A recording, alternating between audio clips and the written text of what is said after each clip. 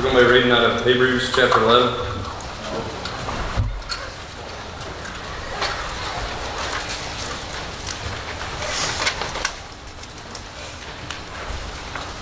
Just a little bit of reading, so y'all just bear with me.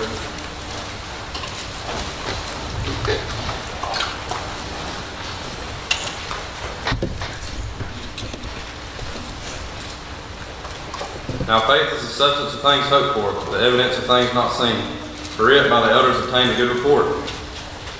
Through faith we understand that the worlds were framed by the word of God, so that things which are seen were not made of things which do appear.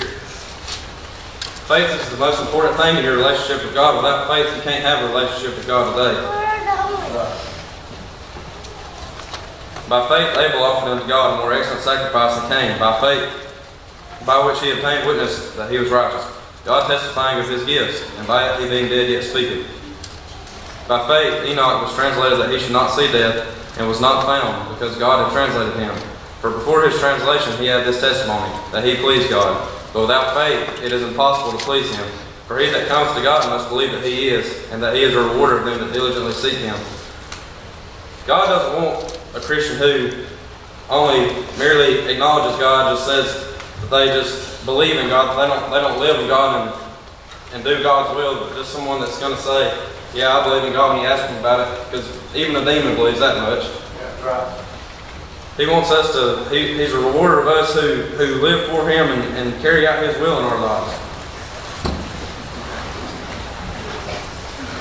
By faith, Noah, being warned of God things not seen as yet, moved with fear, prepared an ark to the saving of his house, by which he condemned the world and became heir of the righteousness which is by faith. God came to Noah and told Noah to build an ark. And this confused Noah, because where Noah lived, it was dry land, and he had never seen rain before. And sometimes God comes to us and asks us to do things, and it doesn't make sense to us, and it's not going to make sense to the people around you when you listen to God, because they're not used to this. It's something that Noah had never seen. I don't know how you would feel if God came to you and told you to build an ark when you'd never seen rain, but I know I wouldn't know what to think about it. But Noah had faith in God, and Noah took out God's will, and people resented Noah because of this. They couldn't understand why he was listening to a God that's telling them of something that they haven't seen before. Right. And sometimes when you do things for God and God's telling you to do something and it's not the normal, it's not what your friends or you or whoever you're around are used to, they're gonna look at you differently, wonder why you're doing the things you're doing, because it doesn't make sense to them. Right. Because when your obedience to God, when you listen to what God tells you to do, it's going to bring out someone's disobedience. They're not necessarily going to have a problem with you being obedient to God, but your obedience to God brings out others' disobedience to God. By faith, Abraham, when he was called to go out into a place which should after receive for an inheritance, obeyed. And he went out, not knowing whither he went. By faith he sojourned in the land of promise, as in a strange country, dwelling in tabernacles with Isaac and Jacob, and heirs of him of the same promise. For he looked for a city which had foundations, whose builder and maker is God. God came to Abraham and told Abraham, I have made a promised land for you. You have to leave your land and go to somewhere you've never been before. And Abraham listened to God, and he went, because he promised him descendants as many as the stars in the sky. And Abraham, when he listened to God, God told him it was hard for him to do, because he told him to go to land and start a nation that he was unfamiliar with. And sometimes when God asks us to do stuff in life, you may have to go somewhere you've never been before. You have to step out of your boundaries, your comfort zone, and go to places that you've never seen before. And it's kind of hard for us, and we don't understand, because we don't want to step out of our comfort zone. We don't want to do something that's different than the normal. Through faith also Sarah herself received strength to conceive seed, and was delivered a child when she was past age, because she judged him faithful who had promised. Therefore he sprang out even of one, and him as good as dead, so many as the stars in the sky in multitude, and as the sand which by the seashore innumerable. Abraham and Sarah were never able to have a kid, and that's why it didn't really make sense to Abraham for God to tell him he was going to give him descendants as many as the stars in the sky, because how would you be able to believe that when you can't even have a kid? How are you going to have descendants when you can't produce? Sarah was past age when she was able to conceive this child. She laughed at God when he told her that he was going to give her a son, because she was past age to bear a child. But then through their faith in God, they believed, and God delivered them a son. I'm going to skip down to verse 17. By faith, Abraham, when he was tried, offered up Isaac. And he that had received the promises offered up his only begotten son, of whom it was said that in Isaac thy seed shall be called, accounting that God was able to raise him up even from the dead, from whence he also received him in a figure. Abraham and Sarah, they finally were able to have a son. And it was all based off of God's promise that he was going to give him descendants. And what this confused Abraham, because God called upon Abraham and told him he was going to have to sacrifice his only son, Isaac, when that was supposed to be his son that started the descents of the nations. Everything came crumbling down upon Abraham because he couldn't understand why God had told him that he was going to give him nations through his name, but then he was going to take away his only son that was going to be able to fulfill God's promise. But Abraham had enough faith in God, and he trusted God, so he went to sacrifice Isaac, and God stopped him. God gave him another sacrifice, and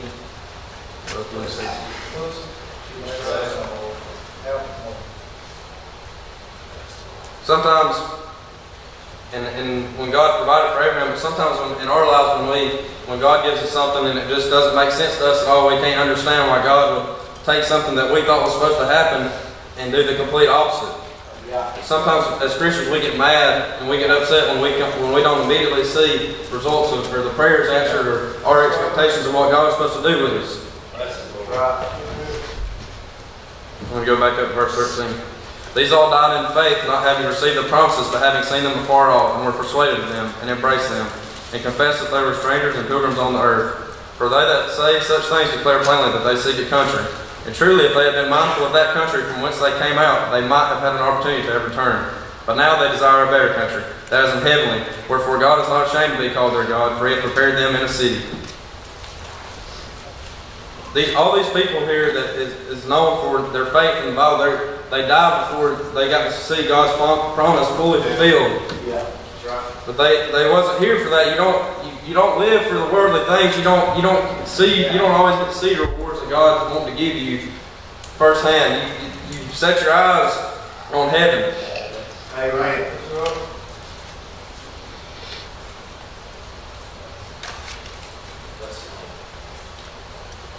And all these people in the Bible, they're remembered for their faith in carrying out God's will. And I don't know anybody in the Bible that's remembered for not carrying out God's will and not having faith in God, because there's no such thing as you having a relationship with God and not having faith in God. That's right. And I don't know, sometimes in life it may be the smallest thing that we deal with, that we have to have faith in God. It may be something so small you don't understand why God's asking you to do it, but it might be a blessing to somebody else and you never get to see that.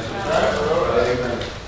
And it's just like when God's telling us to do something, sometimes when it's not the normal, we have doubt and fear because we don't want to step out and be different than everyone else. We don't want to make ourselves uncomfortable. But I'll tell you, if you do what God says and you have faith in God and you trust Him and let Him lead your life, there's no way that God's going to lead you in the wrong direction. He'll never put you to a test and make you do something that you don't want to do if you wasn't able to do it through Him. Amen. God wants to take you and use your faith through Him, and He wants to take you places and let you do things that you thought were never possible in your life if you just trust in God. I struggled with announcing my calling to preach for so long. I held back from it. I ran from it for so long until I was absolutely miserable. And now I'm here preaching, and I'm the happiest I've ever been in my life. Amen. I'm going to flip to Matthew chapter 8, verse 23.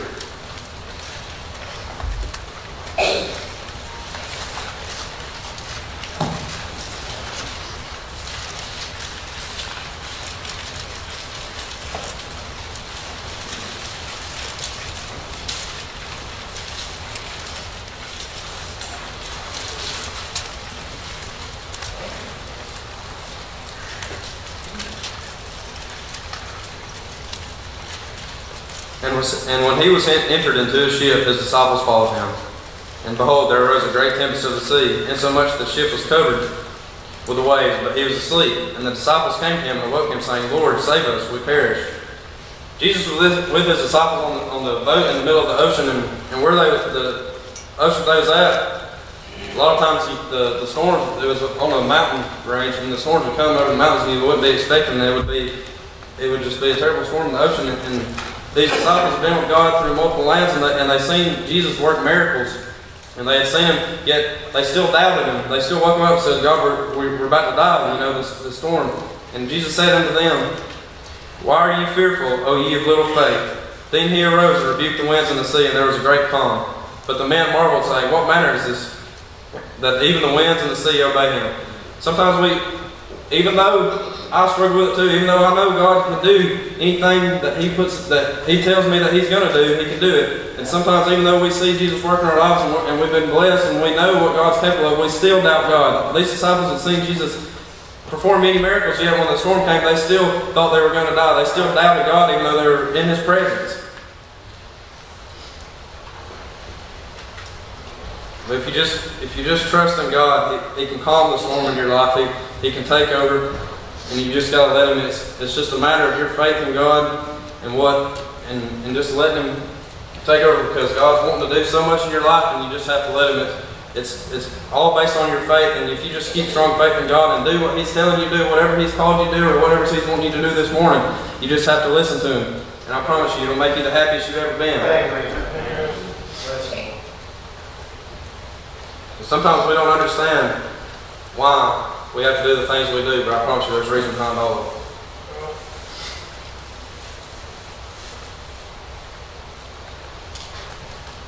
I guess my main goal here this morning is to tell you that when you trust in God and you do what He tells you to do, He'll take you and put you places in life that you never thought that He would use you in, and He'll make you the best version of yourself possible, and He'll make you so happy, because I haven't found a life. I've done many things. I've went places. I've done things with my friends.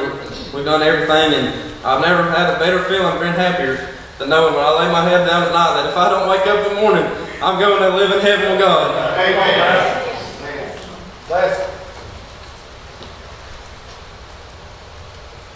I think that's it was short, but that's what I got.